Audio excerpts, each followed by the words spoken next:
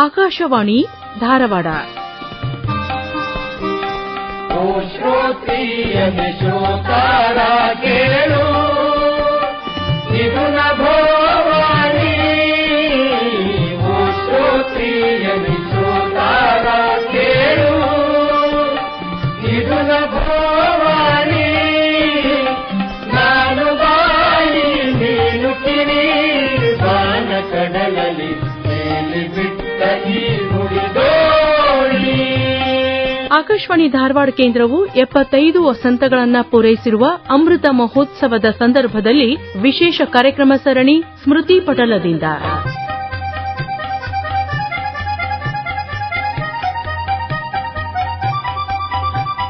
ಪ್ರಸ್ತುತಿ ಮಂಜುಳಾ ಪುರಾಣಿಕ್. ಕೇಳಿ ಸ್ಮೃತಿ ಪಟಲದಿಂದ. ನಿನ್ನ ಹೃದಯದ ಬಂಧನವ ಮುಟ್ಟಿತು, ನಿನ್ನ ಬುದ್ಧಿಯ ಮನೆಯನ್ನು ಕಟ್ಟಿತು. ನೀನೆಲ್ಲೇ ಇರು ಕೇಳು, ಸೂತ್ರ ಸರಿರಲಿ, ಹೃದಯ ತೆರೆದಿರಲಿ. ಓ ಶ್ರೋತ್ರಿಯನ ಶ್ರೋತಾರ ಕೇಳು, ಇದು ನಭೋವಾಣಿ. ನಾನು ಬಾಯಿ ನೀನು ಕಿವಿ, ಬಾನ ಕಡಲಲ್ಲಿ ಮೇಲೆ ಬಿಟ್ಟ ಈ ನುಡಿದೋಳಿ. ಕೇಳುಗರಿಗೆಲ್ಲ ನಮಸ್ಕಾರ. ಕೇಳುಗರೆ, ಇವತ್ತಿನ ಕಾರ್ಯಕ್ರಮದಲ್ಲಿ ಖ್ಯಾತ ಸಾಹಿತಿ ಬೂಸ್ನೂರ್ ಮಠ್ ಅವರೊಂದಿಗೆ ನಡೆಸಿದ ಮಾತುಕತೆ ಹಾಗೂ ರಾಷ್ಟ್ರಕವಿ ಜಿಎಸ್ ಶಿವರುದ್ರಪ್ಪ ಅವರನ್ನ ಕುರಿತಂತೆ ನಾಡೋಜ ಚನ್ನವೀರ್ ಕಣವಿ ಅವರು ನಡೆಸಿದ ಮಾತುಕತೆಯ ಆಯ್ದ ಭಾಗಗಳನ್ನ ನಿಮಗೆ ಕೇಳಿಸ್ತಾ ಇದ್ದೀವಿ.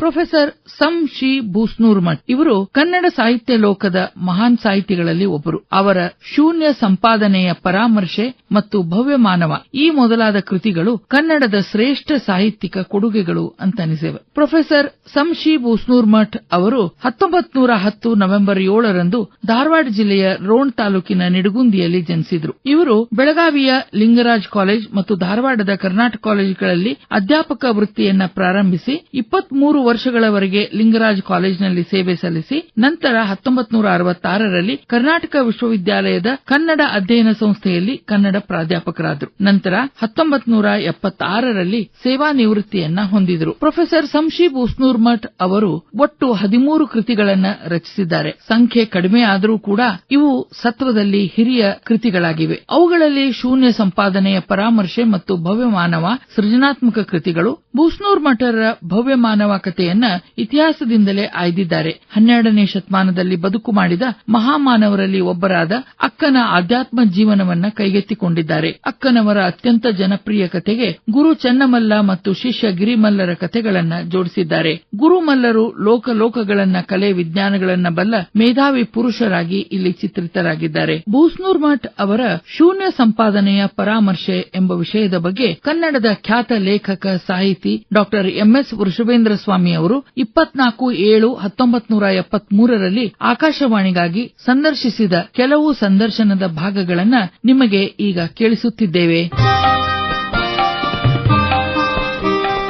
ಶೂನ್ಯ ಸಂಪಾದನೆ ಎನ್ನುವ ಗ್ರಂಥ, ಅದಕ್ಕೊಂದು ವಿಮರ್ಶಾತ್ಮಕವಾದಂತಹ ಪರಾಮರ್ಶೆ, ಇದನ್ನು ಬರೀಬೇಕು ಅನ್ನೋದು ತಮಗೆ ಯಾವಾಗ ಉಂಟಾಯಿತು?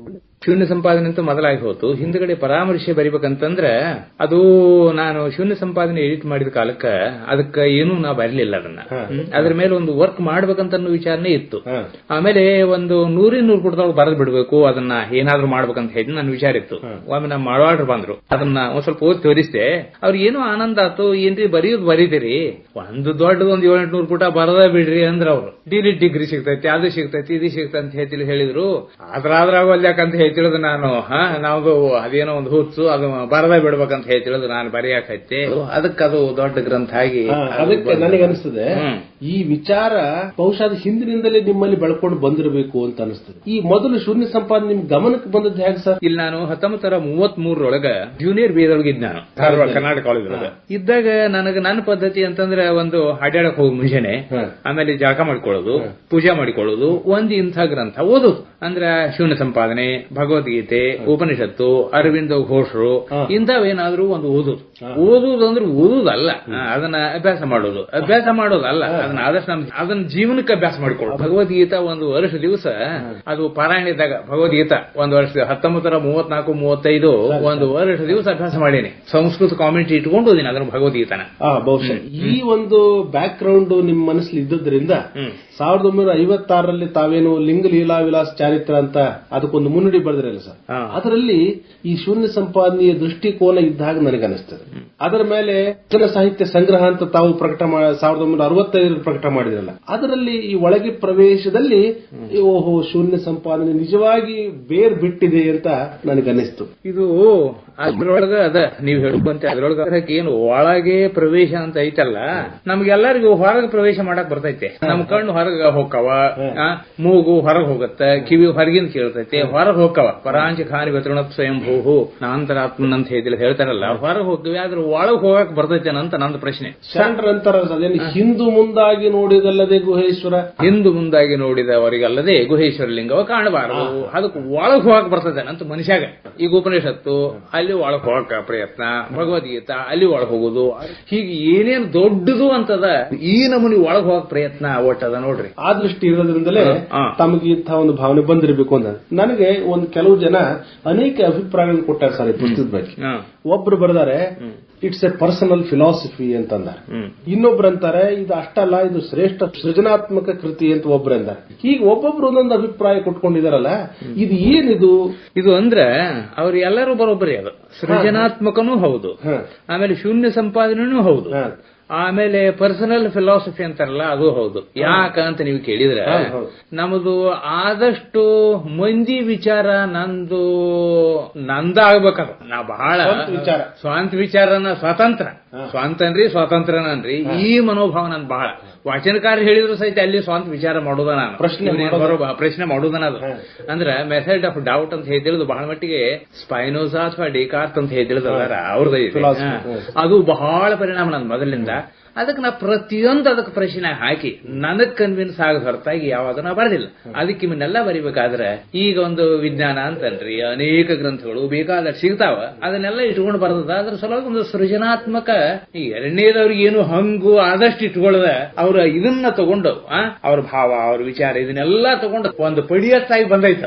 ಅದ್ರ ಸಲುವಾಗಿ ಹೇಳ್ತಿರಬಹುದು. ಆದ್ರೆ ನನಗೆ ಒಂದು ಅನಿಸ್ತದೆ ಸರ್, ಇಲ್ಲಿನವರೆಗೆ ಅನೇಕ ಜನ ಈ ಶೂನ್ಯ ಸಂಪಾದನೆ ಬಗ್ಗೆ ವಿಮರ್ಶೆಗಳನ್ನ ವ್ಯಾಖ್ಯಾನ ಟೀಕೆ ಬರ್ಕೊಂಡು ಬಂದ್ರು. ಅವರು ಏನೋ ತಮ್ಮ ದೃಷ್ಟಿ ಮತೀಯ ದೃಷ್ಟಿ ಅವರು ತಮ್ಮ ವರ್ತನದಲ್ಲಿ ಇದ್ರು. ಆದ್ರೆ ನೀವು ಇಂಥ ಒಂದು ವಿಜ್ಞಾನ ಯುಗದಲ್ಲಿ ಕೂತ್ಕೊಂಡು ಇಷ್ಟೊಂದು ವಿಜ್ಞಾನ ವಿಚಾರಗಳೆಲ್ಲ ಇದ್ದು ಮತ್ತೆ ಆ ಶೂನ್ಯ ಸಂಪಾದನೆ ಒಳಗೆ ಯಾಕೆ ಪ್ರವೇಶ ಮಾಡಿದ್ರಿ ಅಂತ ನಂದೊಂದು ಪ್ರಶ್ನೆ. ಈಗ ನೋಡ್ರಿ, ಅದನ್ನ ಆಗ್ಲೇ ಹೇಳಿದ್ನಲ್ಲ, ಬರೀ ಹೊರಗೆ ಯಾಕೆ ಪ್ರವೇಶ ಮಾಡಬೇಕು, ಒಳಗೆ ಯಾಕೆ ಪ್ರವೇಶ ಮಾಡಬಾರ್ದು, ಇದೇ ನನ್ನ ಪ್ರಶ್ನೆ. ಅಂದ್ರೆ ಮನುಷ್ಯನ ಒಳಗೆ ಇದಕ್ಕಿಂತ ಅದ್ಭುತ ಇದೆ ಅಂತ ನಂದು. ವಿಜ್ಞಾನ ಹೊರಗೆ ಏನು ಅದ್ಭುತ ತೋರಿಸ್ತೈತಲ್ಲ, ಒಳಗಿನ ಅದ್ಭುತ ಇದ್ರ ಕೋಟಿ ಪಟ್ಟ ಅದ್ಭುತ ಇರಬಹುದು ಅಂತ ನನ್ನ ಕಲ್ಪನಾ. ಅಂತರಂಗದಲ್ಲಿ ಅದ ಮನುಷ್ಯನೊಳಗ ನಿಮ್ಮೊಳಗ ನನ್ನೊಳಗ ಇವ್ರು ಬೇಕಾದವರಲ್ಲಿ ಎಲ್ಲದರೊಳಗೂ ಅಂತ ಅದ್ಭುತ ಇರೋ ಕಾಲಕ್ಕೆ ಅದನ್ನ ನೋಡಿದ ಬರೀ ಹೊರಗಿಂದ ಮುಳ್ಳಾಗಿ ಹೊರಗಿಂದ ಶೃಂಗಾರ, ಒಳಗೇನೈತೆ ಶೃಂಗಾರ ಅದನ್ನ ನೋಡಾಕ ನಾವು ಅಲ್ಲಿ ನಮ್ ಕೂವತ್ತಿಲ್ಲ. ಅದ್ರ ಸಲುವಾಗಿ ಅದನ್ನ ನೋಡ್ಬೇಕನ್ನೋ ಹಾಗಂದ್ರೆ ನೋಡಿ. ಈಗ ನಮ್ಮ ವಿಜ್ಞಾನ ಏನ್ ಹೇಳ್ತದೆ, ನಿಮ್ ದೇವರಿಲ್ಲ, ನಿಮ್ ಧರ್ಮ ಕರ್ಮ ಇದೆಲ್ಲ ಇಲ್ಲ ಅಂತ ಇಂಥ ಒಂದು ಕ್ರಾಂತಿ ವಿಚಾರ ತಂದುಬಿಟ್ಟಿದೆಯಲ್ಲ, ಈಗ ಫಿಲಾಸಫಿಗೆ ಉಳಿಲಿಕ್ಕೆ ಅವಕಾಶವಿದೆಯೇ ಅಂತ ನಂದು ಪ್ರಶ್ನೆ. ಒಂದ್ ರೀತಿಯಿಂದ ಅವ್ರು ಹೇಳುವ ನಾವು ಬರೋಬ್ಬರಿ ಕಂಡಾದ್ರೆ, ಯಾಕಂತಂದ್ರೆ ಈ ದೇವ್ರದಾನ ದೇವ್ರ ಭಕ್ತಿ ನಾವು ಮಾಡ್ತೀವಿ ಅಂತೀವಲ್ಲ, ದೇವ್ರನ್ನ ಅಳವಡಿಸಿಕೊಂಡಾತ ದೇವ್ರನ್ನ ತೋರ್ಸಾತ ಎಲ್ಲಿ ಅದಾನ ಅಂತ ನನಗ್ ಪ್ರಶ್ನೆ. ಯಾರೇ ಇಲ್ವಲ್ಲ, ದೇವ್ರ ಅದಾನ ಅಂತ ಹೇಳ್ತಾರ. ಆದ್ರ ದೇವ್ರ ಅದಾನ ಅಂದ್ರ ಅದು ನಂಬಿಕೆ ಅಷ್ಟ, ಅಂದ್ರೆ ದೇವ್ರ ಮನೆಗೆ ಅಷ್ಟ ಇರ್ತೈತೆ ಇಲ್ಲ ನನ್ಗೆ ಗೊತ್ತಿಲ್ಲ. ಹೊರಗೆ ಬಂದ್ರೆ ದೇವ್ರನ್ನ ಬಿಟ್ಟನ ನಾವು ಬೇಳೆ ಮಾಡ್ತೀವಲ್ಲ, ಹೊರತಾಗಿ ದೇವ್ರ ಅಷ್ಟ ಸುಮ್ಮನೆ ಏನ್ ಹೆಸರಿಗೆ ದೇವ್ರು ಉಳ್ದಾನ ಅಷ್ಟ, ಖರೇ ದೇವ್ರು ಇಲ್ಲ. ನಮ್ಮ ವಿಜ್ಞಾನ ಹೇಳೋ ಇಂಥ ನಂಬಿಕೆ ಯಾಕೆ ಇಟ್ಕೊಡ್ತೀರಿ ನೀವು? ಅದಕ್ಕೆ ಅವ್ರು ಹೇಳುದು ಬರೋಬ್ಬರಿ ಅಂತ ನಾನು ಅನ್ನೋದು. ಅದರ ಸಲುವಾಗಿ ನನಗೇನ್ ಅನಿಸ್ತಂತಂದ್ರೆ, ಅವ್ರು ಹೇಳೋ ಮಾತು ಇದರಿಂದ ಬರೋಬ್ಬರಿ, ಅದಕ್ಕೆ ದೇವ್ರಿದ್ರೆ ನೀವು ತೋರಿಸ್ರಿ ಅಂದ್ರೆ ನನಗೆ ತೋರ್ಸಾಕ್ ಬರ್ತೈತಿ ಅಂತ ನನಗನ. ನನ್ನ ನಂಬಿಕೆ ಏನೈತೆ ಅಂತಂದ್ರೆ, ಆ ದೇವ್ರು ಇಲ್ಲೇ ನಮಗ ಇವತ್ತ ತನ್ನಲ್ಲಿ ತಾನು ಒಡೆದು ಮೂಡಿತ್ತು ಸ್ವಯಂಭುಲಿಂಗ ಅಂತ ಅನ್ನೋದು. ಆಮೇಲೆ ಕರದೊಳಗೆ ಕಾಣಿಪದು ಪರವಸ್ತುವು ಅಂದ್ರೆ ಪ್ರತ್ಯಕ್ಷದ ಕಣ್ಣಿಗೆ ಕಾಣಿಸ್ತದ, ಪ್ರತ್ಯಕ್ಷ ಅನುಭವಕ್ಕದ ಅಂದ್ಮೇಲೆ ಅದು ಎಲ್ಲರಿಗೂ ಅದು ಸಾಧ್ಯದ ಅಂತ ನನ್ನ ನಂಬಿಕೆ. ಶೂನ್ಯ ಸಂಪಾದನೆ ಪರಾಮರ್ಶೆ ಅಂದ್ರೆ ಈ ಮಾಡರ್ನ್ ಸೈನ್ಸ್ ಚಾಲೆಂಜ್ ಏನಿದೆ ಅದಕ್ಕೆ ಇದು ಆಸ್ ಎ ಫಿಲಾಸಫಿ ಉತ್ತರವನ್ನು ಕೊಡ್ತದೆ ಅನ್ನೋ ದೃಷ್ಟಿಯಿಂದ ಹಾಗೆ ನಂದೇನು ಅಭಿಪ್ರಾಯ ತಪ್ಪಲ್ಲ ಅಂತ ಕಾಣುತ್ತೆ. ತಪ್ಪಲ್ಲ. ಈ ಚಾಲೆಂಜ್ ಏನದ ಅವ್ರು ಚಾಲೆಂಜ್ ಕೊಡೋದ ಬರೋಬರಿ ಅಂದ್ರೆ ಹೇಳ್ತಾರೆ ಇವ್ರು ಮ್ಯಾಲ ಇಲ್ಲಿ ಮಲ್ಕೊಂಡ ಬಿಡ್ತಾರ. ಚಾಲೆಂಜ್ ಕೊಡಿದ್ರೆ ದೇವ್ರು ದೇವ್ರು ದೇವ್ರು ಅಂತ ಸುಮ್ಮನೆ ಕುಂದಿರ್ತಾರ. ಅವ್ರು ಚಾಲೆಂಜ್ ಕೊಟ್ಟಲ್ಲೇ ಇವ್ರು ಒಂದಿಟ್ಟು ಎದ್ದು ನೋಡ್ಬೇಕಾಗತ್ತೆ, ಕಣ್ಣು ತೆಗೆದು ನೋಡ್ಬೇಕಾಗತ್ತೆ. ಇವನು ಕುಸ್ತಿ ಹಿಡಿಯಕ್ ಬಂದ ನಾನು ಕುಸ್ತಿ ಹಿಡಿತೀನಿ ಅಂತ ಅನ್ಬೇಕಾಗತ್ತೆ. ಅದಕ್ಕೆ ಅವ್ರು ಚಾಲೆಂಜ್ ಕೊಡೋದೇ ಚಲೋ. ಅದಕ್ಕೆ ಸರ್ ಅನಿಸ್ತದೆ ಈ ಒಂದು ಫಿಲಾಸಫಿ, ಈ ಒಂದು ಸೈನ್ಸ್, ಇವುಗಳ ತಿಕ್ಕಾಟ, ಈ ಇಂತಹ ಒಂದು ಜಟಿಲವಾದ ವಿಷಯವನ್ನ ನೀವು ಎಷ್ಟೊಂದು ಸರಸವಾಗಿ ಸೊಗಸಾಗಿ ರಸಭರಿತವಾಗಿ ಹೇಳಿದ್ದೀರಲ್ಲ, ಇದಕ್ಕೆ ನಿಮ್ಮ ಬ್ಯಾಕ್ ಗ್ರೌಂಡ್ ಏನು ಅಂತ ನನಗೊಂದು ಸ್ವಲ್ಪ ವಿಚಾರ ಬರ್ತದೆ. ಒಂದ್ ರೀತಿಯಿಂದ ನನಗ ಒಂದು ಕಲಾ ದೃಷ್ಟಿ ಬಹಳ. ನನಗ ಒಂದು ಕಲಾ ಅನ್ರಿ, ಒಂದು ಪ್ರೇಮ ಅನ್ರಿ, ಒಂದು ಸೌಂದರ್ಯ ಅನ್ರಿ, ಇದು ಬಹಳ ಇರ್ಬೇಕು. ಈಗ ಒಂದು ಅತಿ ಉತ್ತಮ ಕವಿತೆಗಳು, ಈಗ ಪಂಪ ಅನ್ರಿ, ಅಥವಾ ಹರಿಹರ ಅಂತನ್ರಿ, ಅಥವಾ ಈ ಕುಮಾರವ್ಯಾಸ ಅಂತನ್ರಿ, ಶೇಕ್ಸ್ಪಿಯರ್ ಅಂತನ್ರಿ, ಮಿಲ್ಟನ್ ಅಂತನ್ರಿ, ಇಂಥ ಭಗವದ್ಗೀತಾ ಅಂತನ್ರಿ, ಇದ್ರ ಮೇಲೆ ಬಹಳ ಪ್ರೀತಿ. ಆಮೇಲೆ ಸಂಗೀತದೊಳಗೆ ನನಗೆ ಆಸಕ್ತಿ ಬಹಳ. ಅದು ಒಂದು ಈ ರಸ ಬರ್ಬೇಕಾದ್ರೆ ಸಂಗೀತ ಬಹಳ ಬಂದಿರ್ಬೇಕಂತ ನನಗೆ ಅನಿಸ್ತದೆ. ಬರ್ನಾಡ್ ಎಲ್ಲೋ ಒಂದ್ ಕಡೆ ಹೇಳಲ್ರಿ, ಲಿಕ್ವಿಡ್ ಬ್ಯೂಟಿ ಅಂತಂದ, ಮ್ಯೂಸಿಕ್ ಈಸ್ ಲಿಕ್ವಿಡ್ ಬ್ಯೂಟಿ ಅಂತ. ಬಹುಶಃ ಅದರ ಬ್ಯಾಕ್ ಗ್ರೌಂಡ್ ತಮಗಿತ್ತು ಅನ್ನೋ ದೃಷ್ಟಿಯಿಂದ ಇದರಲ್ಲಿ ಇಷ್ಟೊಂದು ಸೊಗಸಾದಂತಹ ಸಾಹಿತ್ಯದ ರಚನೆ ಇದೆಲ್ಲ ಬಂದಿದೆ ಅಂತ ನನಗನ್ಸುತ್ತೆ. ಆಮೇಲೆ ಸರ್ ತಾವೇನು ತಪ್ಪುಗಳು ಇನ್ನೊಂದು ಪ್ರಶ್ನೆ ಕೇಳ್ತೇನೆ. ಅಡ್ಡಿ ಇಲ್ರಿ. ಅದನ್ನು ಓದ್ತಾ ಹೋದಾಗೆಲ್ಲ ಏನೋ ಒಂದ್ ರೀತಿಯ ಜಟಿಲವಾದಂತಹ ಶೈಲಿ, ಏನೋ ಆ ಚಕ್ರಬಿಂಬನ ಕೋಟೆ ಒಳಗೆ ಪ್ರವೇಶ ಮಾಡ್ತಾ ಇದ್ದೀವೇನೋ ಅಂತ ನಮ್ಮಂತವ್ರಿಗೆ, ನನ್ನ ಅಭಿಪ್ರಾಯ ಹೇಳ್ತೀನಿ ಅಂತ ಅನಿಸ್ತದೆ. ಈ ಒಂದು ಶೈಲಿ ಇನ್ನೂ ಸ್ವಲ್ಪ ಸಿಂಪ್ಲಿಫೈ ಮಾಡ್ಲಿಕ್ಕೆ ಆಗ್ತಿರ್ಲಿಲ್ವೇ? ಇದು ಸಿಂಪ್ಲಿಫೈ ಮಾಡಿದ್ರೂ ಮಾಡಬಹುದು. ಅದು ಈಗ ನನಗನಿಸುವಂತೆ ಸಾಕಷ್ಟು ಸಿಂಪಲ್ ಆಗಿದೆ ಅಂತ ನನ್ನ ಕಲ್ಪನಾ. ಆದ್ರೆ ವಿಚಾರದ ಡಿಫಿಕಲ್ಟಿ ಅದ, ಶೈಲಿಯ ಡಿಫಿಕಲ್ಟಿಗಿಂತ ಅದರೊಳಗೆ ನಾ ಏನು ಸಂಸ್ಕೃತ ದೊಡ್ಡ ದೊಡ್ಡ ಶಬ್ದ ಹಾಕಿಲ್ಲ, ದೊಡ್ಡ ದೊಡ್ಡ ವಾಕ್ಯ ಬರೆದಿಲ್ಲ. ಅಗ್ದಿ ಸಿಂಪಲ್ ಲ್ಯಾಂಗ್ವೇಜ್ ಅದ. ಲ್ಯಾಂಗ್ವೇಜ್ ದೃಷ್ಟಿಯಿಂದ ಸಿಂಪಲ್ ಅದ, ಈ ಸಾರ್ಟ್ ದೃಷ್ಟಿಯಿಂದ ಡಿಫಿಕಲ್ಟ್ ಅದ ಅಂತ ನನ್ನ ಅಭಿಪ್ರಾಯ. ಇಲ್ಲಿನವರೆಗೆ ಈ ಫಿಲಾಸಾಫಿಕಲ್ ಸಿಸ್ಟಮ್ಸ್ ನಮ್ಮಲ್ಲೆಲ್ಲ ಬಂದಿದೆ. ದ್ವೈತ, ಅದ್ವೈತ, ಇದು ವಿಶಿಷ್ಟ, ಅದು ಇದೆಲ್ಲ ಬಂದಿದೆ. ಹಾಗೆ ವೆಸ್ಟರ್ನ್ ಫಿಲಾಸಫಿನಲ್ಲೂ ಅನೇಕ ಸಿಸ್ಟಮ್ಸ್ ಎಲ್ಲ ಬಂದಿದೆ. ಈ ಸಿಸ್ಟಮ್ಸ್ ನೆಲ್ಲ ತಾವು ಹಿನ್ನೆಲೆಯಲ್ಲಿ ಇಟ್ಕೊಂಡು ಈ ಒಂದು ಈ ಶಿವಾದ್ವೈತ ಸಿದ್ಧಾಂತ ಅಂತ ಏನು ಅಂತೀವಲ್ಲ, ಬಹುಶಃ ಇಂಥದ್ದೇನಾದ್ರು ಒಂದು ದೃಷ್ಟಿ ತಮ್ಮಲ್ಲಿ ಇರಬೇಕು ಅನ್ನೋ ಅಂತ ಅನಿಸ್ತದೆ. ಅದರ ಪರಾಮರ್ಶೆಯಲ್ಲಿ ಅದನ್ನ ಹೇಗಾದ್ರೂ ಕಾಣಬಹುದಾ ಅಂತ ಅನಿಸ್ತದೆ. ಅಂದ್ರೆ ಒಂದು ನನಗ ಎಲ್ಲಾ ಮನುಷ್ಯನೊಳಗ, ಎಲ್ಲಾ ಜನರೊಳಗ, ಎಲ್ಲಾ ಮಾನವ ಕೋಟಿಯೊಳಗ ಒಂದ್ರಿ ಅಥವಾ ಯಾವುದೇ ಕೋಟಿಯೊಳಗ ಅದು ಒಂದು ಜ್ವಲಂತ ದೇವರು ಆತ ಬೆಳಗ್ತಾನ ಆತ ತಿಳಿದಿಲ್ಲ. ಅದನ್ನ ಕೈಯಾಗ ಕಾಣಿಸ್ತೈತಿ, ಕಣ್ಣಾಗ ಕಾಣಿಸ್ತೈತಿ, ಎದೆಯಾಗ ಕಾಣಿಸ್ತೈತಿ, ನೋಡ್ರಪ್ಪ ಅಂತ ತೋರಿಸ್ತಾರಂತ. ಅಂದ್ರೆ ವಿಜ್ಞಾನಿ ಹಾಗೆ ತೋರಿಸ್ತೈತಲ್ಲ ಹಾಗ ಅವ್ರು ತೋರಿಸ್ತಾರ. ಆದ್ರೆ ಯಾರು ಈಗೇನ್ ತೋರಿಸೋರ್ ನಾ ಏನ್ ನೋಡಿಲ್ಲ, ನನಗೂ ಕಂಡಿಲ್ಲ. ತೋರಿಸಿ ಶರಣರ ಇದರಲ್ಲಿ ಜ್ಯೋತಿರ್ಲಿಂಗ ಅಂತ ಒಂದು ಅಭಿಪ್ರಾಯ ಬರುತ್ತಲ್ಲ ಅನ್ರಿ. ನಾಮವಿಲ್ಲದ ದೇವರಿಗೆ ನೇಮವೆಲ್ಲಿಯದು ಗುಹೇಶ್ವರ ಅಂತ ಪ್ರಭುದೇವ್ರು ಹೇಳ್ಯಾರಲ್ಲ. ನಾಮೆಲ್ಲೈತಿ, ನಾಮ್ ಬಂದ್ರೆ ದೇವ್ರ ಅಲ್ಲ ಅಷ್ಟ ಕಟ್ ಆಗಿಬಿಟ್ಟ. ಅದನ್ನ ನಾವು ಕಟ್ಟಿ ಹಾಕಿಬಿಟ್ಟು ದೇವ್ರನ್ನ, ಕಟ್ಟಕ್ ಬರುದಿಲ್ಲ ದೇವ್ರನ್ನ. ಆ ದೃಷ್ಟಿಯಿಂದ ಈ ಶೂನ್ಯ ಸಂಪಾದನೆ ಪರಾಮರ್ಶೆ ಹೀಗೆ ಜಾತ್ಯತೀತವಾದ ದೃಷ್ಟಿ, ಮತಾತೀತವಾದಂತಹ ದೃಷ್ಟಿ, ಒಟ್ಟು ಮಾನವ ಜನಾಂಗದ ಮೂಲ ಪ್ರಶ್ನೆಗಳು, ಹುಟ್ಟು ಅಂದ್ರೆ ಏನು, ಸಾವು ಅಂದ್ರೆ ಇಂಥ ವಿಚಾರಕ್ಕೆ ನೀವು ಹೊರಟಿದ್ದೀರಿ. ಹೌದು. ಅಂದ್ರೆ ಒಟ್ಟು ಎಲ್ಲರೂ ಯಾವುದೋ ಒಂದು ಜಾತಿ, ಜನಾಂಗ, ಒಂದು ಭಾಷೆ, ಯಾವುದ್ಯಾವುದು ಭೇದಿಲ್ಲದ ಇಂಥ ಒಂದು ಗಂಭೀರ ಸಮಸ್ಯೆಗಳು ಅಂದ್ರೆ 1 ಕೋಟಿ ವರ್ಷ ಮನುಷ್ಯನಿಗೆ ಏನ್ ಬಂದಾವಲ್ಲ ಪ್ರಶ್ನೆಗಳು ಬಂದಾವು. ಅದನ್ನು ಹೇಗೆ ಇದು ಪ್ರಶ್ನೆ ಉತ್ತರ ಕೊಟ್ಟರೆ ವಿಷಯ ಅಷ್ಟೇ. ಅದರೊಳಗೆ ಚಲೋದಿದ್ರೆ ನಾವು ತಗೋಬಹುದು, ಮತ್ತೊಬ್ಬರಿಗೆ ಮತ್ತೊಂದು ಚಲೋ ಕಂಡ್ರೆ ಅದನ್ನು ಮಾಡಬಹುದು. ಅಂತೂ ಇಂತೂ ಒಟ್ಟಿ ಸಮಸ್ಯೆ ಬಗೆಹರಿಸುವಳಿಗೆ ಪ್ರಯತ್ನ ಮಾಡಬೇಕು. ಅಂದ್ರೆ ಕಾಯಗೊಂಡ ಮೂಢರೆಲ್ಲ ಸಾಯದ ಸಂಚವ ನರಿವುದೇ ಚಲುವು ಅಂತ ಹೇಳಿ ಪ್ರಭುದೇವರು ಹೇಳ್ತಾರ. ಸಾಯದ ಸಂಚವ ನರಿವುದೇ ಚಲುವು, ಸಾಯದ ಸಂಚವನು ಅರಿವುದೇ ಚಲವು. I should never die because I am immortal. ತಿಳಿದ್ರೆ ಹಾಗ ನಾನು ಅಂದ್ರೆ ಇಮಾರ್ಟಲ್ ಅಂದ್ರೆ ಈ ಬಾಡಿನೇ ಇರ್ಬೇಕಂತ ಅರ್ಥ ಅಲ್ಲ. ಅಂದ್ರೆ ನಾನು ಅದೀನಿ ಅಂತ ಅರಿವು ಇಮಾರ್ಟಲ್, ಅರಿವು ನನ್ನೊಳಗೆ ಎದ್ದು ಬಿಟ್ರೆ ನಾನು ಐ ಬಿಕಮ್ ಇಮಾರ್ಟಲ್. ಇಷ್ಟ ಆದ್ರೆ ಸಾಕು. ಈ ದೃಷ್ಟಿಯಿಂದ ಅದಕ್ಕೆ ಸತ್ತವರ ಕಥೆಯಲ್ಲ ಅಂತ ಇದೇ ಅರ್ಥ. ಅಂದ್ರೆ ಅದೇ ಸತ್ತವರ ಕಥೆಯಲ್ಲ ಅಂತ ಹೇಳುದು ಅದೇ ಅರ್ಥದೊಳಗ. ಆ ದೃಷ್ಟಿ ನನಗೆ ಕೊನೆಗೊಂದು ಪ್ರಶ್ನೆ ಕೇಳ್ತೇನೆ ಸರ್. ಈ ವರ್ಷದ ಸಾಹಿತ್ಯ ಅಕಾಡೆಮಿ ಬಹುಮಾನಗಳ ಲಿಸ್ಟ್ ನೆಲ್ಲ ನೋಡಿದೆ, 13 ಪುಸ್ತಕ ಎಲ್ಲ ಬಂದಿದೆ. ಆದ್ರೆ ಅಲ್ಲೆಲ್ಲ ಕಾದಂಬರಿ, ಸಣ್ಣ ಕತೆ, ನಾಟಕ ಇವುಗಳಲ್ಲಿದೆ. ಅದು ಇಂಥ ಒಂದು ಫಿಲಸಾಫಿಕಲ್ ವರ್ಕ್ ಇದೊಂದೇ ಅಂತ ಕಾಣಿಸ್ತದೆ. ಆದ್ರಿಂದ ಇದಕ್ಕೆ ಈಗೇನು ಬಹುಮಾನ ಅದೇನು ಬಂತು, ಬರಬೇಕಾದ್ದು ಬಂತಲ್ಲ, ಇದಕ್ಕಿಂತಲೂ ಒಂದ್ ಸ್ವಲ್ಪ ಯಾರೋ ಒಬ್ಬ ನಮ್ಮ ಸ್ನೇಹಿತರು ಬರ್ದಾರ ಅದನ್ನ ಇಂಟರ್ನ್ಯಾಷನಲ್ ರಿಕಗ್ನೇಷನ್ ಆಗುವಂತಹ ಒಂದು ಬೆಲೆ ಇದಕ್ಕಿದೆ ಅನ್ನೋ ಮಾತನ್ನ ಅವ್ರು ಹೇಳಿದಲ್ಲ. ತಮ್ಮ ಮುಂದೆ ಅದನ್ನೇನು ಪ್ರಶ್ನೆ ಅಲ್ಲ, ನಿಮ್ಮ ಮಾತು ಸರಿ ಅದ ರೀ. ಅದ್ರ ಒಂದ ನನಗೆ ಮಾತ್ರ ಮ್ಯಾನ್ ಅಂತ ಏನದನ ಆತನ ರೆಕಗ್ನಿಷನ್ ನನಗೆ ಮಾಡಿಕೊಂಡೇನೆ. ಇಂಟರ್ನ್ಯಾಷನಲ್ ಎಲ್ಲಾ ನೇಷನ್ ಅದ ಮನುಷ್ಯ ಏನದ ಆತನ ನಾನು ರೆಕಗ್ನೈಸ್ ಮಾಡೀನಿ. ಮನುಷ್ಯ ಆತನ ಸಮಸ್ಯೆಗಳೇ ಇದ್ರೊಳಗೆ ಬಂದಿರೋ ಸಮಸ್ಯೆಗಳು. ಪರಾಮರ್ಶೆಯ ಮೂಲ ಮನುಷ್ಯ ಮತ್ತು ಮನುಷ್ಯನ ಮಾನವೀಯ ಸಮಸ್ಯೆಗಳು, ಮಾನವೀಯ ಸಮಸ್ಯೆಗಳು ಹೀಗಂತ ನಾನು ಇಟ್ಕೊಂಡಿನ್ರಿ. ಅಂದ್ರೆ ಎಲ್ಲಾ ದೇಶದ ಜನ ಇದನ್ನ ಓದಬೇಕು, ಇರ್ಬೇಕನ್ನೋದು ನನಗಂತ ಇರಬೇಕು.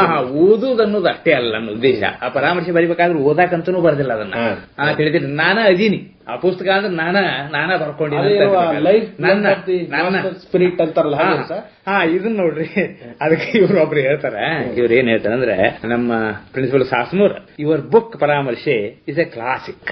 It is a great contribution to world literature. It is an offspring of a thinker, a philosopher, and a flawless and effective writer who has mastered the real magic of Kannada language. Yes. It fully satisfies Milton's definition of a book. A good book is the precious lifeblood of a master spirit, embalmed and treasured up on purpose for a life beyond life. Milton ಮಾತು ಅಂತ ಹೇಳ್ತಾರೆ. ಇದುವರೆಗೆ ಶೂನ್ಯ ಸಂಪಾದನೆಯ ಪರಾಮರ್ಶೆ ಎಂಬ ವಿಷಯವನ್ನ ಕುರಿತಂತೆ professor Sanshi ಬೂಸ್ನೂರ್ಮಠ್ ಅವರೊಂದಿಗೆ ಡಾಕ್ಟರ್ ಎಂಎಸ್ ವೃಷಭೇಂದ್ರ ಸ್ವಾಮಿ ಅವರು ನಡೆಸಿದ ಸಂದರ್ಶನದ ಆಯ್ದ ಭಾಗ ಕೇಳಿದಿರಿ. ಇದು ನಮ್ಮ ಧ್ವನಿ ಮುದ್ರಣ ಭಂಡಾರದಲ್ಲಿ 24 ಜುಲೈ 1973 ಧ್ವನಿ ಮುದ್ರಣಗೊಂಡಿತ್ತು. ಈಗ ರಾಷ್ಟ್ರಕವಿ ಜಿಎಸ್ಎಸ್ ವಿರಚಿತ ಒಂದು ಭಾವಗೀತೆಯನ್ನ ಕೇಳೋಣ, HR ಲೀಲಾವತಿ ಅವರ ಧ್ವನಿಯಲ್ಲಿ.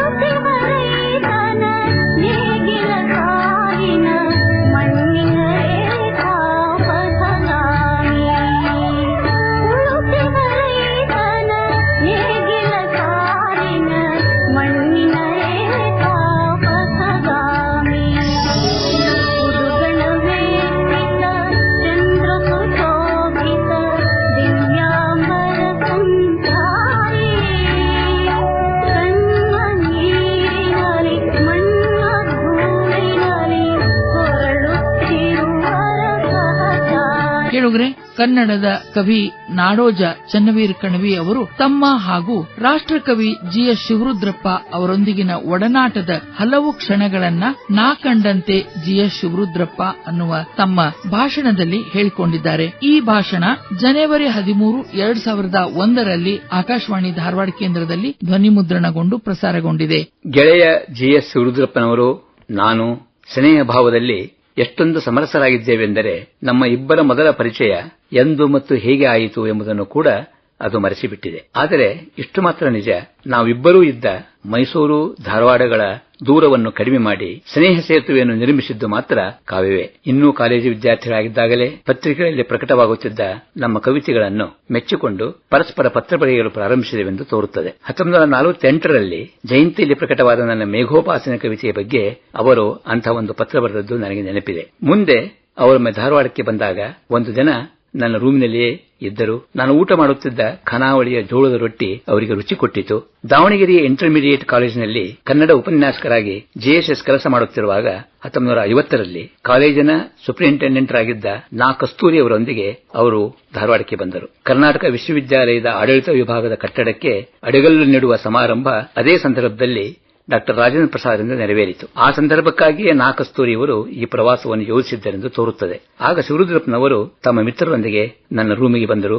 ನಾನು ಸ್ಟೌವ್ ಹೊತ್ತಿಸಿ ಮಾಡಿಕೊಟ್ಟ ಚಹವನ್ನು ಎಲ್ಲರೂ ಕುಡಿಯುತ್ತಾ ಜೊತೆಗಿದ್ದ ಜಿ ಬ್ರಹ್ಮಪ್ಪನವರನ್ನು ನಿಮಿತ್ತ ಮಾಡಿಕೊಂಡು ಪರಸ್ಪರರು ಹಾಸ್ಯದ ಚಟಾಕಿಗಳನ್ನು ಹಾರಿಸುತ್ತಾ ವಿನೋದವಾಡಿದ್ದು ಇನ್ನೂ ಚೆನ್ನಾಗಿ ನೆನಪಿದೆ. ಮರಳಿ ಹೋಗುವಾಗ ನನಗೂ ದಾವಣಗೆರೆಗೆ ಬರಲು ಆಮಂತ್ರಣ ನೀಡಲು ಅವರು ಮರೆಯಲಿಲ್ಲ. ಮುಂದೆ 1951ರಲ್ಲಿ ನಾನು ಮೊದಲ ವರ್ಷದ ಎಂಎದಲ್ಲಿದ್ದಾಗ ದಾವಣಗೆರೆಯ ಎಚ್.ಎಸ್. ಯೋಗೀಶ್ ಕನ್ನಡ ಎಂಎ ಮಾಡಲು ಧಾರವಾಡದಲ್ಲಿ ನನ್ನ ಜೊತೆಗೇ ಇದ್ದರು. ಅವರೊಡನೆ ನಾವು ದಾವಣಗೆರೆಗೆ ಹೋದಾಗ ಶಿವರುದ್ರಪ್ಪನವರು ಅದೇ ತಾನೇ ಅಲ್ಲಿ ಸಂಸಾರ ಹೂಡಿದ್ದರು. ಆ ಚಿಕ್ಕ ಚೊಕ್ಕ ಮನೆಯಲ್ಲಿ ನಮಗೆಲ್ಲ ಸೊಗಸಾದ ಊಟವಾಯಿತು. ನಮ್ಮನ್ನು ಕಾಲೇಜಿಗೂ ಕರೆದುಕೊಂಡು ಹೋದದ್ದಲ್ಲದೆ ತಮ್ಮ ವಿದ್ಯಾರ್ಥಿಗಳೆದುರು ನನ್ನಿಂದ ಒಂದು ಚಿಕ್ಕ ಭಾಷಣವನ್ನು ಮಾಡಿಸಿಬಿಟ್ಟರು. ಸಂಜೆ ಊರಾಚೆಯ ಬಯಲಲ್ಲಿ ತಿರುಗಾಡಲು ಹೋಗಿ ಒಂದು ದಿಬ್ಬದ ಮೇಲೆ ಕುಳಿತಾಗ ತಾವೂ ಪ್ರಭುಪ್ರಸಾದರು ದಿನವೂ ಇದೇ ದಿಬ್ಬದ ಮೇಲೆ ಬಂದು ಕೂಡುವುದಾಗಿ ಶಿವರುದ್ರಪ್ಪನವರು ಹೇಳಿದರು. ಅವರು ಬರೆದ ಹಾಸ್ಯ ಕವನಗಳಿಗೆ ದಿಬ್ಬಯ್ಯ ಎಂಬ ಕಾವ್ಯನಾಮವನ್ನು ನಾ ಕಸ್ತೂರಿಯವರು ಸೂಚಿಸಲು ಈ ದಿಬ್ಬವೇ ಕಾರಣವಂತೆ.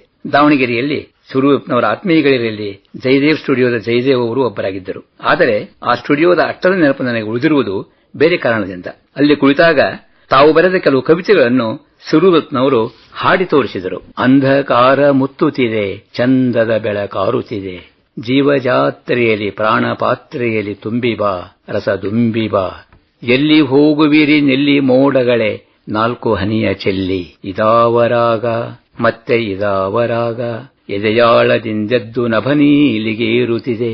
ಹೀಗೆ ತಮ್ಮದೇ ಆದ ರಾಗಧಾಟಿಯಲ್ಲಿ ಅಂದು ಅವರು ಹಾಡಿ ತೋರಿಸಿದ ಪದ್ಯಗಳ ಈ ಸಾಲುಗಳು ಇನ್ನೂ ನನ್ನ ಕಿವಿಯಲ್ಲಿ ಅನುರಣಿಸುತ್ತಿವೆ. ಈ ಕವಿತೆಗಳು ಅವರ ಪ್ರಥಮ ಕವನ ಸಂಕಲನ ಸಾಮಗಾನದಲ್ಲಿ ಆಮೇಲೆ ಪ್ರಕಟವಾದವು. ದಾವಣಗೆರೆಯಿಂದ ಮೈಸೂರಿನ ಯುವರಾಜ ಕಾಲೇಜಿಗೆ ವರ್ಗವಾಗಿ ಅವರು ಹೋದ ಮೇಲೆ ನಮ್ಮ ನಡುವೆ 7-8 ವರ್ಷ ಪತ್ರ ವ್ಯವಹಾರ ನಿರಂತರವಾಗಿ ನಡೆಯಿತು. ಪತ್ರಗಳು ಆದಷ್ಟು ದೀರ್ಘವಾಗಿಯೇ ಇರುತ್ತಿದ್ದವು.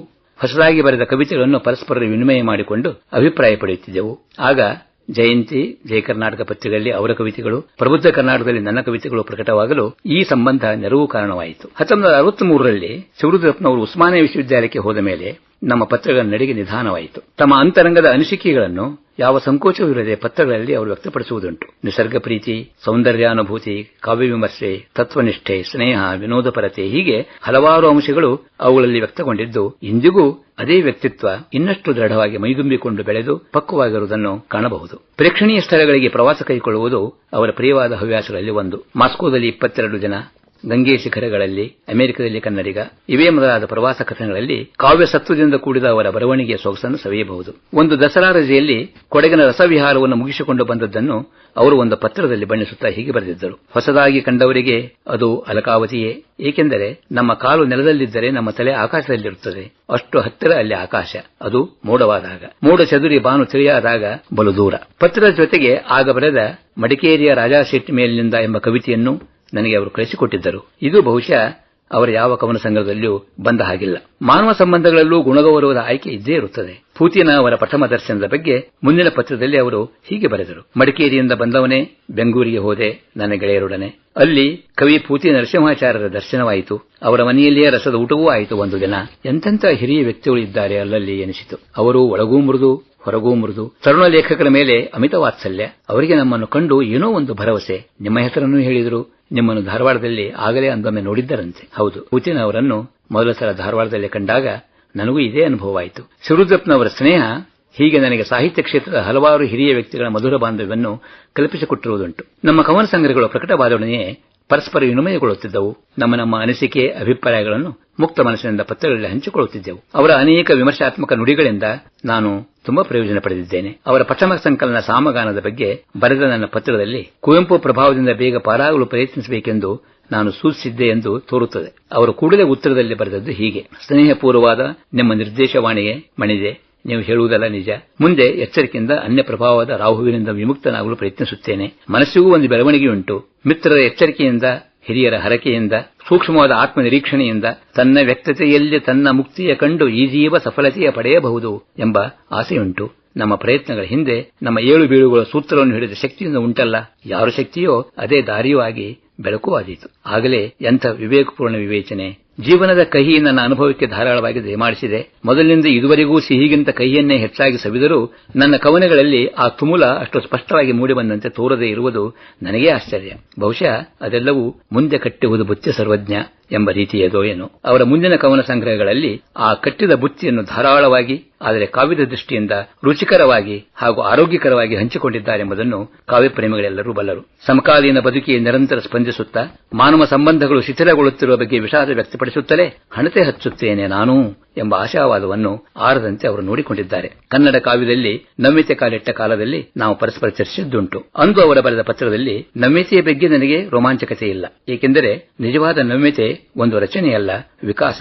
ನನ್ನ ಒಳಗಿನ ನವ್ಯ ಕವಿ ತಾನೊಬ್ಬ ಭಾರತೀಯ ಎಂಬುದನ್ನು ಎಂಥ ಹೊತ್ತಿನಲ್ಲೂ ಮರೆಯುವುದಿಲ್ಲ ಎಂಬ ಮಾತುಗಳಿವೆ. ಕುವೆಂಪು ಉನ್ನತ ಮಟ್ಟದ ಕವಿಯಾಗಿ, ಮಹಾಲೇಖಕರಾಗಿ ಮೊದಲಿನಿಂದಲೂ ನನ್ನ ಮನಸ್ಸನ್ನು ತುಂಬಿಕೊಂಡಿದ್ದುಂಟು. ರಾಮಾಯಣ ದರ್ಶನದ ರಚನೆಯ ಕಾಲದಲ್ಲಿಯೇ ಅದರ ಹಿರಿಮೆ ಹಾಗೂ ವೈಶಿಷ್ಟ್ಯದ ಬಗ್ಗೆ ಶಿವರುದ್ರಪ್ಪನವರಿಂದ ಪತ್ರಗಳ ಮೂಲಕ ಆಗಾಗ ಕೆಲವು ವಿಷಯಗಳನ್ನು ತಿಳಿದು ಆ ಬಗ್ಗೆ ನನ್ನ ಜ್ಞಾನವನ್ನು ಹೆಚ್ಚಿಸಿಕೊಳ್ಳುತ್ತಿದ್ದೆ. ಅವರ ವಿಮರ್ಶಕ ಶಕ್ತಿ ಆಗಲೇ ಎಷ್ಟೊಂದು ಸೂಕ್ಷ್ಮತೆ ಪಡೆದಿತ್ತೆಂಬುದನ್ನು ನಾನು ಕಂಡುಕೊಂಡಿದ್ದೆ. ಅತ್ತಲಾ ದೈತ್ಯ ಸಭೆಯೋಳ್, ದಶಾನನ ಸ್ವಪ್ನ ಸಿದ್ಧಿ ಇವೇ ಮೊದಲಾದ ಅಧ್ಯಾಯಗಳನ್ನು ಕುವೆಂಪು ಅವರೆದುರಿಗೆ ಓದಿ ವಿವರಿಸಿದ್ದನ್ನು ಪತ್ರಗಳಲ್ಲಿ ಬರೆದಾಗ ನಾನು ಅವರ ಜೊತೆಗೆ ಅಲ್ಲಿ ಭಾಗವಹಿಸಿದ್ದನೇನೋ ಎಂಬ ಭಾವನೆ ನನಗೆ ಉಂಟಾಗುತ್ತಿತ್ತು. ಭಾಷೆ ಮತ್ತು ಭಾವಗಳ ಮೇಲೆ ಅವರಿಗೆ ಹತೋಟಿ ಇದೆ, ಚೆನ್ನಾಗಿ ಬರೆಯುತ್ತಾರೆ. ನಮ್ಯತೆಯನ್ನು ಕೂಡಲೇ ತರಬೇಕೆಂಬ ಹಠವೇನೂ ಕಾಣುವುದಿಲ್ಲವಾದ್ದರಿಂದ ಅವರು ಮುಂದುವರೆದಂತೆ ಸಹಜವಾಗಿ ನಮ್ಯತೆ ತಾನೇ ಬರುತ್ತದೆ. ಹೀಗೆ ನನ್ನ ಕಾವ್ಯದ ಬಗ್ಗೆ ಕುವೆಂಪು ಹೇಳಿದರು ಎಂದು ಶಿವರುದ್ರಪ್ಪನವರು ತಿಳಿಸಿದ್ದುಂಟು. ಅಂದಿನ ಸಂದರ್ಭದಲ್ಲಿ ಇಂಥ ಮಾತುಗಳು ನನ್ನ ಕಾವ್ಯ ರಚನೆಯ ದೃಷ್ಟಿಯಿಂದ ನನಗೆ ತುಂಬಾ ಪ್ರೋತ್ಸಾಹದಾಯಕವಾಗಿ ಪರಿಣಮಿಸಿದವು ಎಂಬುದನ್ನು ಬೇರೆ ಹೇಳಬೇಕಿಲ್ಲ. ಶಿವರುದ್ರಪ್ಪನವರು ಗಂಭೀರ ಪ್ರವೃತ್ತಿಯವರಂತೆ ತೋರಿದರೂ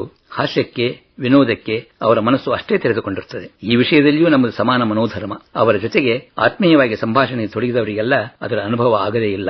ನಾವಿಬ್ಬರು ಪರಸ್ಪರ ಭೇಟಿಯಾದಾಗ ಅನೇಕ ವೈಯಕ್ತಿಕ, ಸಾಮಾಜಿಕ ಹಾಗೂ ಸಾಹಿತ್ಯಿಕ ವಿಷಯಗಳ ಬಗ್ಗೆ ವಿಚಾರ ವಿನಿಮಯ ಮಾಡಿಕೊಳ್ಳುವುದುಂಟು. ಕೆಲವು ವಿಷಯಗಳ ಬಗ್ಗೆ ಒಂದು ಬಗೆಯ ತಳಮಳ, ಚಡಪಡಿಕೆ ಹಾಗೂ ಅನ್ಯಾಯಗಳ ಬಗ್ಗೆ ತೀವ್ರ ಪ್ರತಿಕ್ರಿಯೆ ಅವರು ವ್ಯಕ್ತಪಡಿಸಿದ್ದೂ ಉಂಟು. ಆದರೆ ಮತ್ತೆ ಮರುಕ್ಷಣದಲ್ಲೇ ಸಹಜವಾದ ಸಮಚಿತ್ತದ ಸ್ಥಿತಿಗೆ ಅವರು ಬಂದುಬಿಡುತ್ತಾರೆ. ಒಳಗೊಂದು ಮುಖ, ಹೊರಗೊಂದು ಮುಖ ಎನ್ನುವ ಮಾತೇ ನಮ್ಮಲ್ಲಿ ಇಲ್ಲ. ಇಬ್ಬರಲ್ಲೂ ಗುಣಸ್ವೀಕಾರ ದೃಷ್ಟಿ ಇರುವುದರಿಂದ ನಮ್ಮ ನಡುವೆ ಭಿನ್ನಾಭಿಪ್ರಾಯಗಳು ಬಹಳ ಕಡಿಮೆ. ವಿಮರ್ಶೆ ಹಾಗೂ ಕಾವ್ಯಮೀಮಾಂಸೆಯ ಕ್ಷೇತ್ರಕ್ಕೂ ಅವರು ನೀಡಿದ ಕೊಡುಗೆಯು ಅಷ್ಟೇ ಮಹತ್ವದ್ದು. ಮೊದಲಿನಿಂದಲೂ ಅವರು ಒಂದು ಸಮಗ್ರ ದೃಷ್ಟಿಯನ್ನಿಟ್ಟುಕೊಂಡೇ ಬಂದವರು. ಅವರಿಗೆ ಇಡೀ ಕನ್ನಡ ಸಾಹಿತ್ಯದ ಕುರಿತು ಸಮಗ್ರ ಅಧ್ಯಯನವಿದೆ. ಜೊತೆಗೆ ಪಾಶ್ಚಾತ್ಯ ವಿಮರ್ಶೆಯ ಪಾಂಡಿತ್ಯ ಹಾಗೂ ಕವಿತ್ವ ಈ ಮೂರು ಗುಣಗಳು ಅವರಲ್ಲಿ ಇರುವುದರಿಂದ ಅವರ ವಿಮರ್ಶೆಗೆ ಒಳ್ಳೆಯ ತೂಕ ಇರುವುದನ್ನು ನಾನು ಮೊದಲಿನಿಂದಲೂ ಕಂಡುಕೊಂಡಿದ್ದೇನೆ. ಅಂದರೆ 1991ರಲ್ಲಿ ಮುಂಡರಗಿಯಲ್ಲಿ ನಮ್ಮಿಬ್ಬರ ಕಾವ್ಯದ ತೌಲನಿಕ ವಿವೇಚನೆಯ ಗೋಷ್ಠಿಯೊಂದರ ಮುಕ್ತಾಯದ ಸಂದರ್ಭದಲ್ಲಿ ಶಿವರುದ್ರಪ್ಪನವರು ಆನುಷಂಗಿಕವಾಗಿ ಮಾತನಾಡುತ್ತಾ ಹೇಳಿದರು, ನಾನೂ ಕಣಿವೆಯವರು ಸಮಕಾಲೀನರು. ಉತ್ತರ ಕರ್ನಾಟಕದ ಕವಿ ಬೇಂದ್ರೆಯವರ ಕಾವ್ಯೋತ್ಸಾಹದ ಗಾಳಿಯಲ್ಲಿ ಅವರು, ಇತ್ತ ದಕ್ಷಿಣದ ಮೈಸೂರಿನ ಕವಿ ಕುವೆಂಪು ಅವರ ಪ್ರಭಾವ ಪರಿಸರದಲ್ಲಿ ನಾನು ನಮ್ಮ ಕಾವ್ಯ ಜೀವನವನ್ನು ಪ್ರಾರಂಭ ಮಾಡಿಕೊಂಡು ಬೆಳೆದವರು. ನಮ್ಮಿಬ್ಬರ ಕಾವ್ಯದಲ್ಲಿ ಸಾಕಷ್ಟು ಸಾಮ್ಯವಿದೆ ಎಂದು ಕೆಲವು ವಿಮರ್ಶಕರು ಹೇಳುತ್ತಾರೆ. ಆ ಸಾಮ್ಯದ ಮುಖ್ಯ ಲಕ್ಷಣವೆಂದರೆ ನನಗೆ ತೋರುವ ಮಟ್ಟಿಗೆ ನಾವಿಬ್ಬರೂ ಹೊಸಗನ್ನಡ ಕಾವ್ಯದ ಹಲವು ಸಾಹಿತ್ಯ ಚಳವಳಿಗಳ ಮೂಲಕ ಹಾದು ಬಂದರೂ ಆ ಯಾವ ಚಳವಳಿಯೊಂದಿಗೂ ವೈಯಕ್ತಿಕವಾದ ಹಾಗೂ ಗಾಢವಾದ ಸಂಬಂಧಗಳನ್ನು ಇರಿಸಿಕೊಳ್ಳಲಿಲ್ಲ ಎನ್ನುವುದು. ಹಾಗೆ ಸಂಬಂಧವನ್ನು ಇರಿಸಿಕೊಳ್ಳದೆ ನಮ್ಮದೇ ಆದ ಪ್ರತ್ಯೇಕ ನಿಲುವುಗಳನ್ನು ಉಳಿಸಿಕೊಂಡೆವು ಎನ್ನುವುದು. ನಮ್ಮ ಬರಹಗಾರರನ್ನು ಆಯಾ ಸಾಹಿತ್ಯ ಚಳವಳಿಗಳ ಚೌಕಟ್ಟಿನಲ್ಲಿ ಇರಿಸಿ ಚರ್ಚೆ ಮಾಡುವುದನ್ನೇ ಇಷ್ಟಪಟ್ಟ ನಮ್ಮ ಸಾಹಿತ್ಯ ವಿಮರ್ಶೆ ಈ ಚಳವಳಿಗಳಿಂದ ಆಚೆ ನಿಂತು ಬರೆದ ನಮ್ಮಂಥವರ ಬಗೆಗೆ ಅಂತ ಉತ್ಸಾಹವನ್ನೇನು ತೋರಿಸಲಿಲ್ಲ. ಆದರೆ ಸಂಪೂರ್ಣ ನಿರ್ಲಕ್ಷಿಸಲು ಅದಕ್ಕೆ ಸಾಧ್ಯವಾಗದ ಕಾರಣ ಮತ್ತು ನಮ್ಮಂಥವರ ಬರಹವನ್ನು ಯಾವ ಚೌಕಟ್ಟಿನಲ್ಲಿ ಇರಿಸಿ ಚರ್ಚಿಸಬಹುದು ಎಂಬ ಗೊಂದಲಕ್ಕೆ ಬಿದ್ದ ಕಾರಣ ನನ್ನ ಹಾಗೂ ಕಣಿವೆಯವರ ಕಾವ್ಯವನ್ನು ಸಮನ್ವಯ ಕಾವ್ಯ ಎಂದು, ನಮ್ಮನ್ನು ಸಮನ್ವಯ ಕವಿಗಳೆಂದು ಹಣಚೀಟಿ ಅಂಟಿಸಿ ಕೈ ತೊಳೆದುಕೊಂಡಿತು ಎಂದು. ಯಾವುದನ್ನು ನಾನು ಆ ಮೊದಲೇ ಸೌಮ್ಯವಾಗಿ ಹೇಳಿದ್ದನೋ ಅದನ್ನೇ ಶಿವರುದ್ರಪ್ಪನವರು ನಿಷ್ಠುರವಾಗಿ ನುಡಿದಿದ್ದರು. ಅಂದಿನ ಸಭೆಯ ಅಧ್ಯಕ್ಷತೆ ವಹಿಸಿದ್ದ ಡಾ ಜಿ.ಎಸ್. ಆಮೂರ್ ಅವರು ಅದನ್ನು ಸಮರ್ಥಿಸುತ್ತಾ, ಇದು ಬಹಳ ಯೋಗ್ಯವಾದ ಸಂಗತಿ. ಯಾಕೆಂದರೆ ಒಳ್ಳೆಯ ಕವಿಗೆ ಯಾವ ಹಣಚೀಟಿಯೂ ಬೇಡ. ಪಂಪ, ರನ್ನ, ಕುಮಾರವ್ಯಾಸ, ಹರಿಹರ, ಹಾಗೆ ಇವತ್ತು ಆಧುನಿಕ ಕನ್ನಡ ಕಾವ್ಯ ಸಂದರ್ಭದಲ್ಲಿ ಕುವೆಂಪು, ಬೇಂದ್ರೆ, ಕಣವಿ, ಶಿವರುದ್ರಪ್ಪ ಹೀಗೆ ಹೇಳಬಹುದೇ ಹೊರತು ಯಾವ ಒಂದು ಪಂಗಡವನ್ನಾಗಲಿ ಹಣಚೀಟಿ ಅಂಟಿಸಿ ಒಬ್ಬ ಕವಿಯನ್ನು ಗುರುತಿಸಲಿಕ್ಕೆ ಸಾಧ್ಯವಿಲ್ಲ. ಇಂತಹ ಕೆಲಸ ಯಾವ ಸಾಹಿತ್ಯದಲ್ಲೂ ನಡೆಯುವುದಿಲ್ಲ ಎಂದು ಹೇಳಿದರು. ಸುವರ್ಣ ಕರ್ನಾಟಕ ಉತ್ಸವದ ಸಂದರ್ಭದಲ್ಲಿ ರಾಷ್ಟ್ರಕವಿ ಪ್ರಶಸ್ತಿಗೆ ಅವರು ಭಾಜನರಾಗಿರುವುದು ಕನ್ನಡಿಗರಿಗೆಲ್ಲ ತುಂಬಾ ಸಂತೋಷವನ್ನುಂಟು ಮಾಡಿದೆ. ಕನ್ನಡ ಪರಂಪರೆಯ ಶ್ರೇಷ್ಠ ಪ್ರತಿನಿಧಿಯಾಗಿ ನಾಡಿನ ಹಾಗೂ ದೇಶದ ಆಗುಹೋಗುಗಳಿಗೆ ಸಾಕ್ಷ್ಯಪ್ರಜ್ಞೆಯಂತೆ ತಮ್ಮ ಬದುಕು ಬರೆಹಗಳನ್ನು ರೂಪಿಸಿಕೊಂಡ ಸಾಂಸ್ಕೃತಿಕ ಚೇತನವೊಂದಕ್ಕೆ ದೊರೆತ ಗೌರವ ಇದು ಎಂದು ನಾನು ಭಾವಿಸಿದ್ದೇನೆ. ಅವರೊಂದಿಗೆ ನನ್ನ ಸ್ನೇಹವನ್ನು ಹೀಗೆ ಆಪ್ತತೆಯಿಂದ ಮೆಲುಕು ಹಾಕುತ್ತಿರುವಾಗ ವಿಸಿಯವರ ಕವಿತೆಯ ಸಾಲುಗಳು ನೆನಪಾಗುತ್ತವೆ. ಸ್ವರ್ಗದೊಳಗೀ ಸ್ನೇಹ ದೊರೆಯುವುದೇನು, ಈ ಪರಿಯ ಸೌಹಾರ್ದ ಕೆಳೆಯ ವೈಭವವು ಇಲ್ಲದರೆ ಎನಗಿಲ್ದೆ 100 ಜನ್ಮಗಳಿರಲಿ ಎಲ್ಲ ಪರಿ ಮಮತೆಗಳ ಸತ್ಯ ಜೀವನ. ನಾಡೋಜ ಚನ್ನವೀರ ಕಣವಿ ಅವರು ರಾಷ್ಟ್ರಕವಿ GS ಶಿವರುದ್ರಪ್ಪ ಅವರೊಂದಿಗಿನ ಒಡನಾಟದ ಕೆಲವು ಸವಿ ಗಳಿಗೆಗಳನ್ನ ನಮ್ಮೊಂದಿಗೆ ಮೆಲುಕು ಹಾಕಿದ್ರು. ಇದು